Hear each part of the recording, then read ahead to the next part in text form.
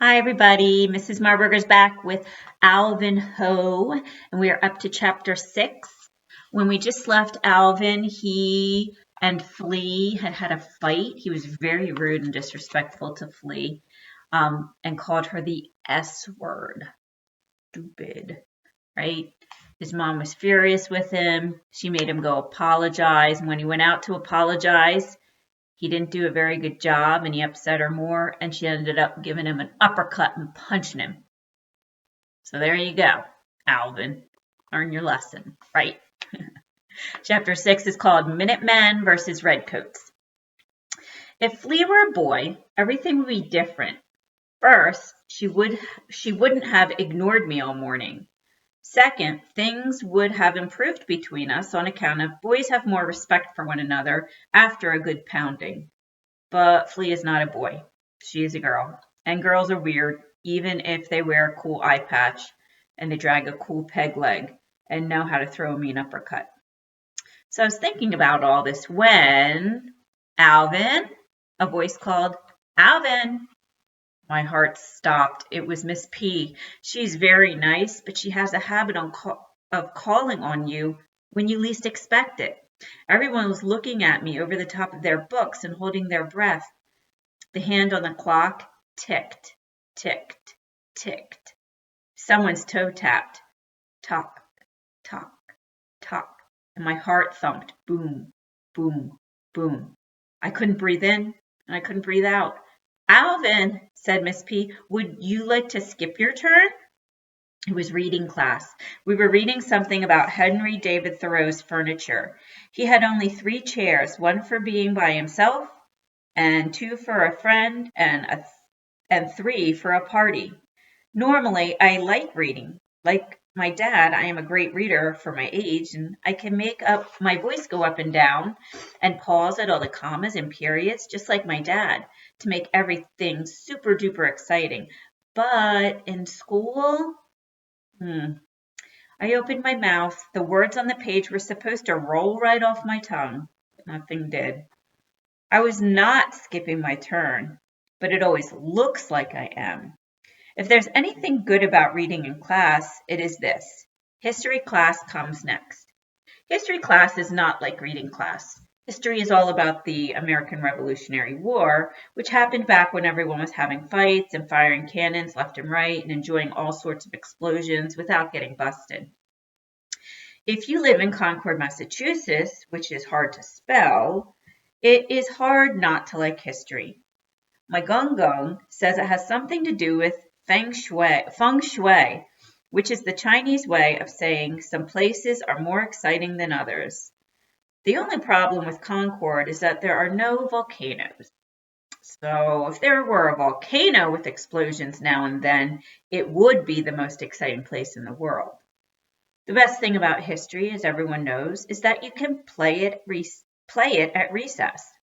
Our favorite game is Patriots' Day, which is based on the most exciting day of the year, April 19th, which is the day when the American Revolutionary War began back in 1775. Every year on that day, the church bells ring like crazy, just like they rang long, long ago, to call the Minutemen out from their homes to fight the Redcoats. The Minutemen were the good guys. They were ready to march or fight at a minute's notice. And the Redcoats were the bad guys, sent by the King of England to capture the gunpowder and explosives that the Minutemen had hidden all over Concord. This is how to play Patriots' Day. First, the Redcoats march in across the playground from their hiding place behind the cafeteria. Then the Minutemen slither across the grassy field like angry snakes from their hiding places behind trees. They meet at the Old North Bridge, which is really the monkey bars, where the Redcoats won't let the Minutemen swing across. The Minutemen begin to swing anyway because the monkey bars belong to them, and the British say, "No way! They've just captured the monkey bars." So they shoot the Minutemen, who then drop dead on the wood chips. Then the British Redcoats want to pretend to be dead too, but the Minutemen won't let them. The Redcoats pretend to be dead anyway, but the Minutemen won't stand for it, so they duke it out, just like they did back in historic times. It is mayhem and chaos. It is the beginning of the American Revolution. But before you can have a revolution, you have to choose sides.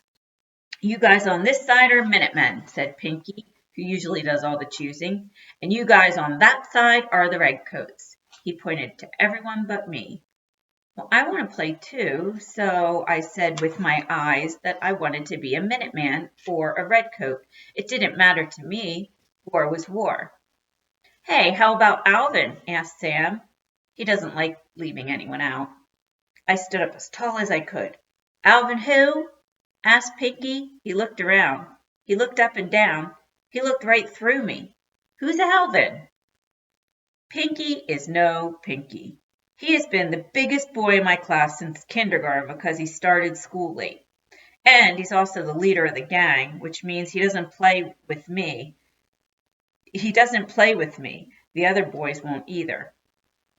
I wished with all my might that Pinky would let me play, but he never does. And then I wished with all my might that I could just scream, but I couldn't. I could only stamp my foot, which didn't really help.